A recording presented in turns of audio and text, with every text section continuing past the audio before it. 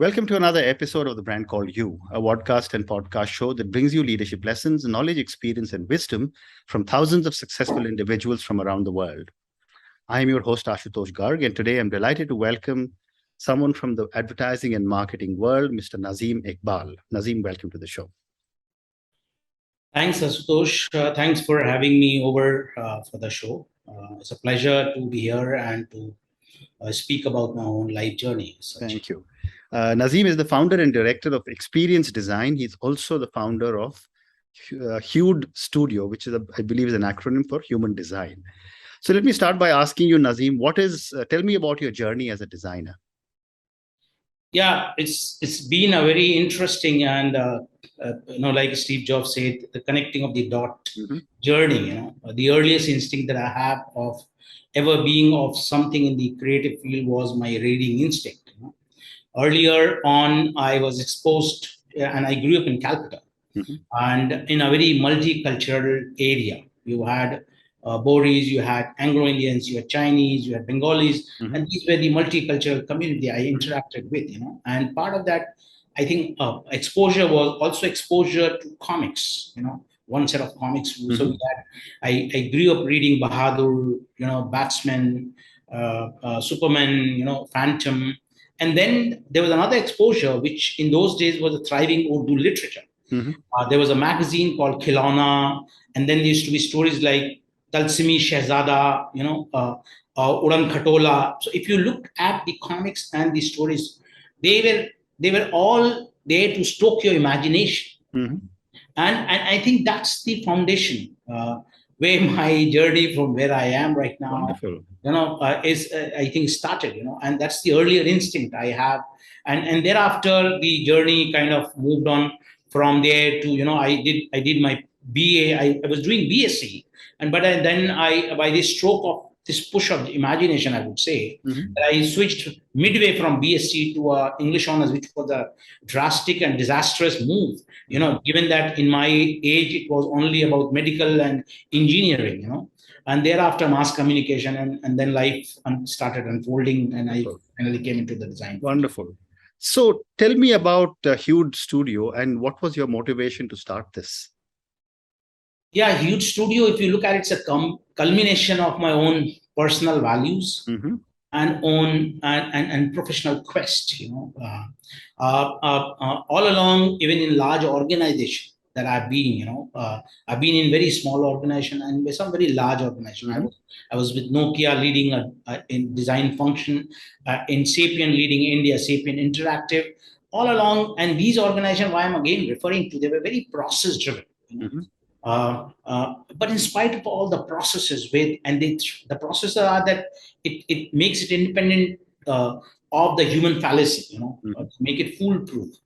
But in spite of that, I always kept people at the center of the entire process, and because of my own faith in people and my own belief that it is people who are designing solution for people, and I think that's the people narrative and the human narrative, which has kind of, been there right from the beginning, been through maybe my own journey across large, small organization. So that was one street. The second street was that, all along I have seen that in the market, there is a gap which is creeping in, and the consumers are kind of graduating to a level where they expect digital to fulfill not just their functional need, which is they go and buy something and you get in return, you pay something, you get.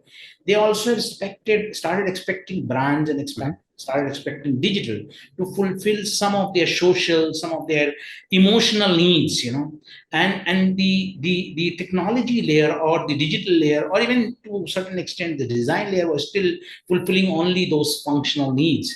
Human design, the Hude Studio is looking to kind of try and bridge that gap and help organization come closer, by infusing a human touch in their digital presence, in their digital transformation, and the digital journey, to bring closer to the users and consumers and ultimately to humans. Very interesting. And you talk about human design and your quest to use design to humanize brands by forging connections, defining an experience, and telling your story. Uh, Help me understand this with some examples of brands that you have worked with. Yeah, a couple of brands which immediately come to my mind, and I think principal among them would be TBCY, because we kind of did a kind of, I call it design transformation. Mhm. You have digital transformation at the heart of the digital transformation. Mhm. And as we've seen in the last 10 years, everybody invested so heavily in the name of digital transformation in technology, Mhm. and it has not been able to realize the potential that they were set out to achieve, Mhm. and because they missed the design bus, and which now the last 2 3 years the organization are realizing that if you really want your interfaces, if you really want your product to talk to human, Mhm. it is design which can help your product to talk to human.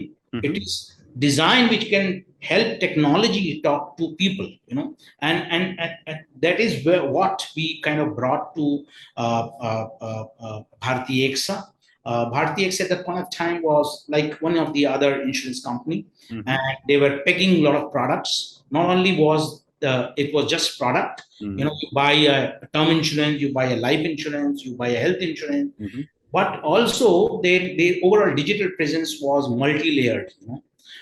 It was not linear, it was not simple, I would say. It was a Mhm. complex multi-layered presentation.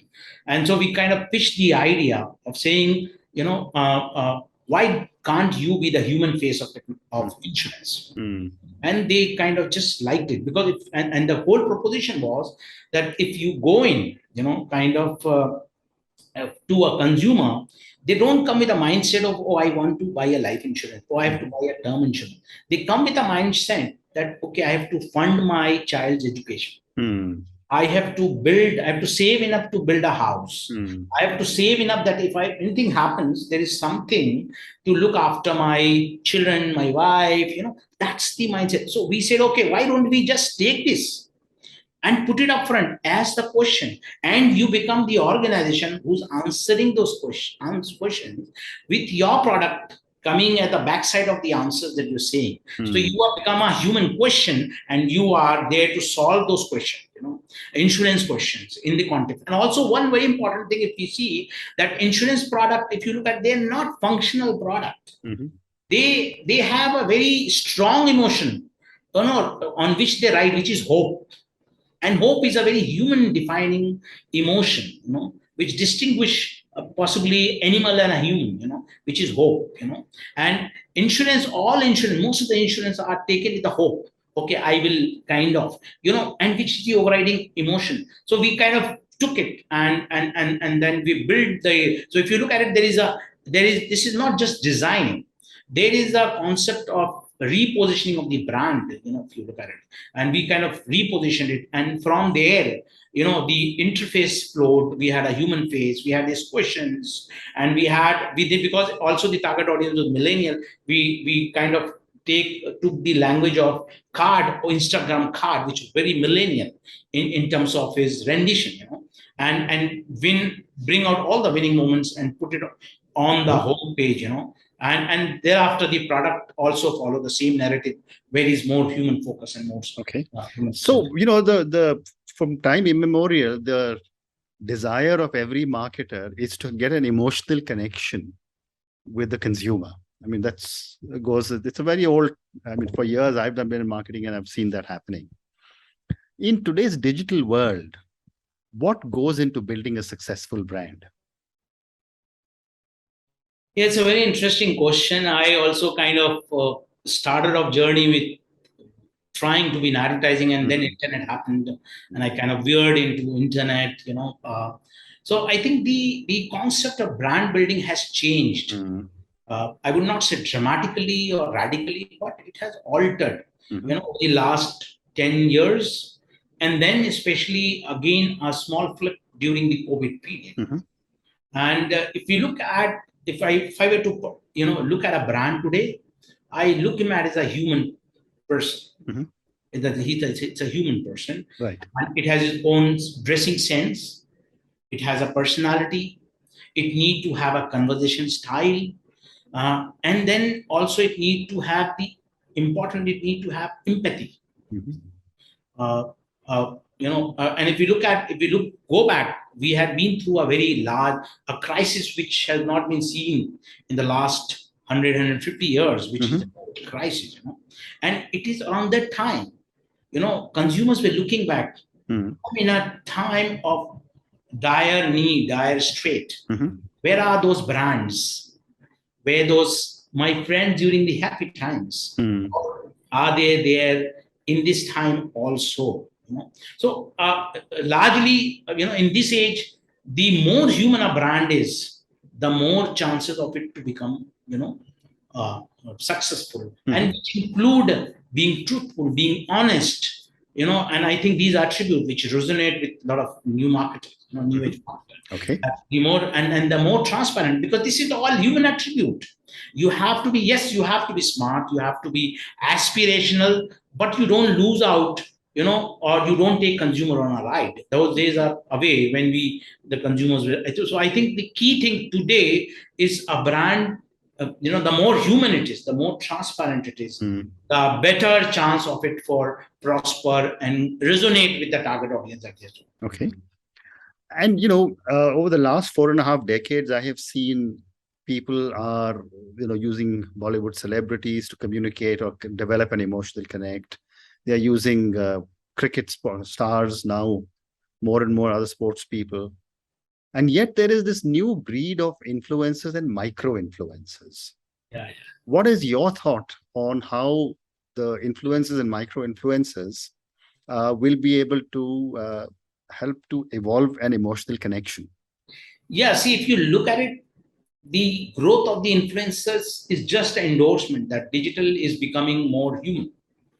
In fact, if you were to look at it, digital is the more human version of technology.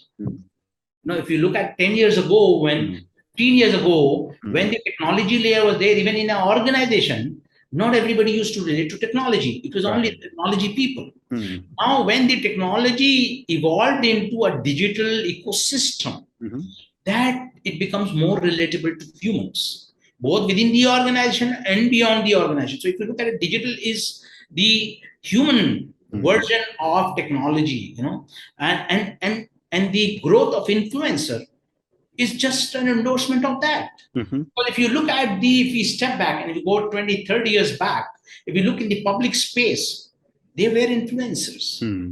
They were influencers who were, people who who carry a lot of knowledge on finance market, a lot of knowledge about food. Okay, people say, okay, I'm not having a good day, not having a good day. Why don't you go and meet this person?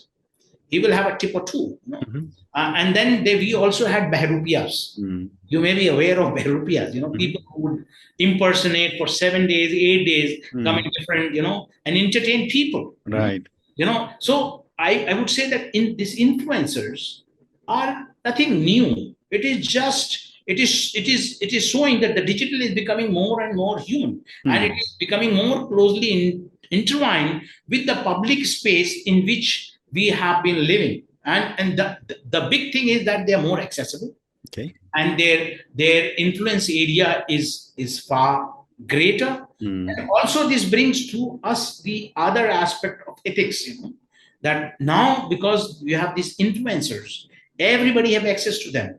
People who are very simpleton, people who are street smart, everybody has access to them. So I think this drive of saying, like, I will go back to that example, which is somebody will say, okay, why don't you go and talk to them? Now you have that person's endorsement. He is referring. Whereas in a open market, you don't have such a filter. It is all content is available. Now, even if the content is lifted, content is fictitious, it is easily available. So, like if I were to take that person's role, saying, okay, why don't you go and talk to Ramesh Ji? He would guide you about what to take during your. Now, he's a reference, he's a filter. In the open market, we need such a filter, whether it is technology driven, people driven, or the society at large come and try to act as a filter. We need that filter. Very interesting. And that is very, very important for contextualizing the influencer and making them more meaningful. Okay. And the whole world of communication has changed as well. I mean, from big cinema halls to big television sets, billboards, we've now come down to the simple, small phone in our hands. How has this entire change of formats started to change the way you design your communication in a much, much shorter period of time? So I think we should look at it from the other way, that the television, the newspaper, and the devices have not changed, but also to a greater degree, the people who use them have changed. You know, they have changed where they now access their news first from digital and second from the newspaper. They have changed that they buy first from the mobile, especially in the urban areas, and less from the physical market. So I think if the change is happening at the consumer, at the people layer, at the society layer, then everything need to change to accommodate their need. And it's a good reflection. Also, it brings a lot of connectedness. Yes, what the caveat here is that in getting so glued into the digital surfaces, we should not lose touch with the real world. Which is and that is where in one of the article I've written, the loneliness is rooted and born out of the digital connectedness. And that's one big caveat that we have of too many, because we are in a virtual world. We don't have real world friends and real. But from the media perspective of coming print, television, I think it's a good development. They have to serve the same population.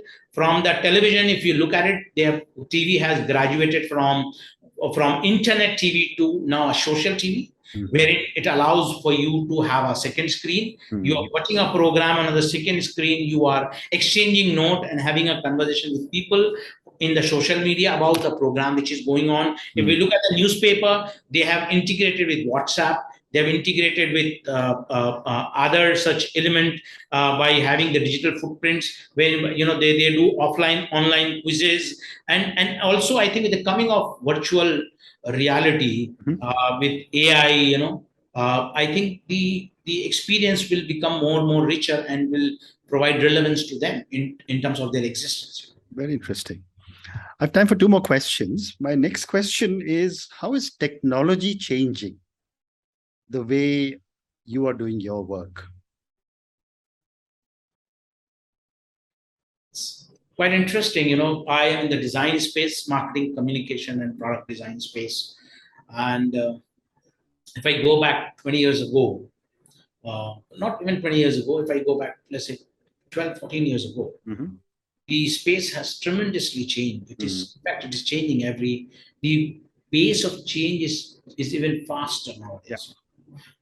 And earlier, a lot of things which used to be done on Photoshop, and for which you first need to visualize, and then find the asset or create an asset which kind of capture the rough outline of your thought, and then you develop it further, give it a polish. Now a lot of these tools, they have become like a blackboard, black book, for advertising, where you go, you already have so many ideas, and you kind of so for a middle rung player, become very easy to visualize.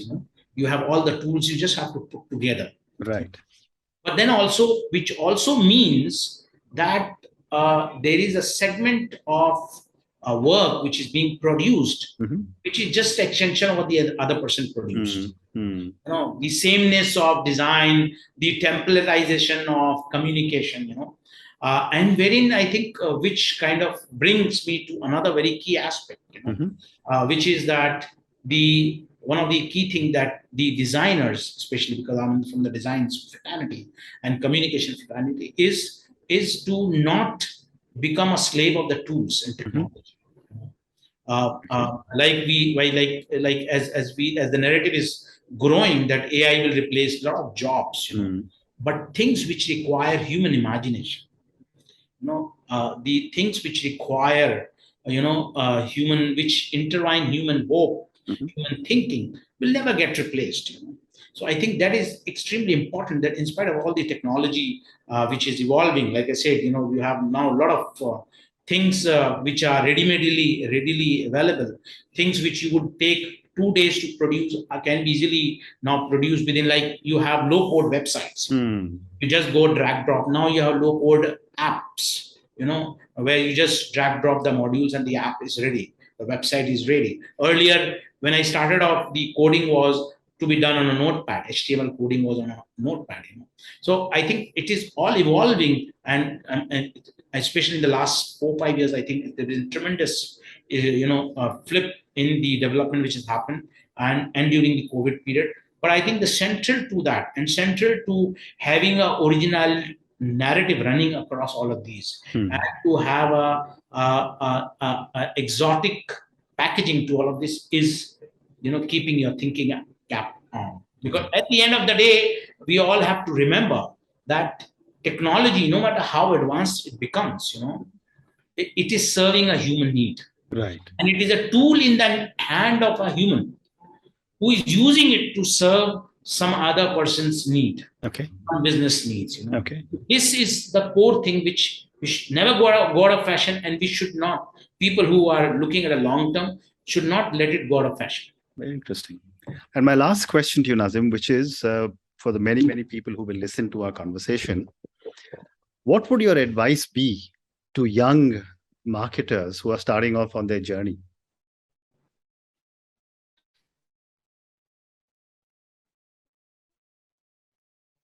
So I think one would be that be honest. I've seen, if I reflect back at my own life as such, when I say honest, it is not just at the honesty level as a person, but as a marketer also. There are a lot of campaigns, because this is the inside I do, which are built by plug and play of pre-existing campaigns. A lot of communication happens plug and play, which is not honest if you look at it. I build it for you. Now there's Mr. Ramesh who comes in. I say, okay, let's take what I've produced for Ashutosh. Let's use part of that in Mr. Ramesh. You're not being honest, number one. Number two, when I say honest is also, whom are you serving? Are you serving the VP marketing? Are you serving the CMO? Are you building the campaign for the CMO? Are you building it for the VP marketing? Are you building it for the CEO? Are you building it for the consumers? Are you building it for the users who are going to use the product? It's the key honesty.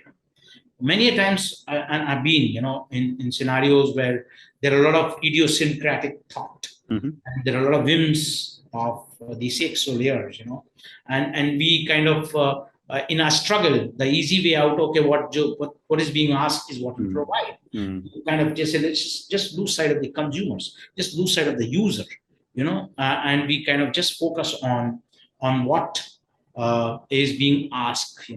This is not being honest, because our honesty as a marketer, as a communication expert, is with the target audience, and the target audience, the CXOs, the VPs, and all these people they are stakeholders. They are not the ultimate whom we are responsible. We are responsible for. So this is honesty. Wonderful. Honesty of the craft, honesty of whom you are serving. And this is one key thing. The other key thing is that I think, especially young people who are starting off, I would say in the organization, when you get in, there's a huge hierarchy.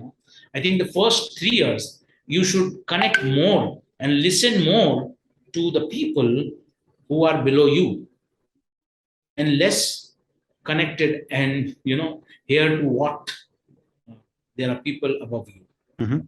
Because it is important that you learn the ground, they get the grounding, learn the ground rules before you start, looking higher. Okay. So these two advice I would. Fantastic. Nazim, on that note, thank you so much for speaking to me. Thank you for sharing your journey and some amazing thoughts on branding, design, and communication. Thank you again and good luck. Thanks. Thanks, Asutosh, for having me here, and wish you all the best.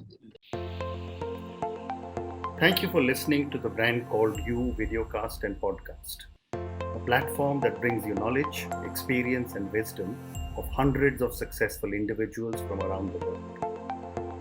Do visit our website www.tbcy.in to watch and listen to the stories of many more individuals. You can also follow us on YouTube, Facebook, Instagram, and Twitter. Just search for the Brand Called You.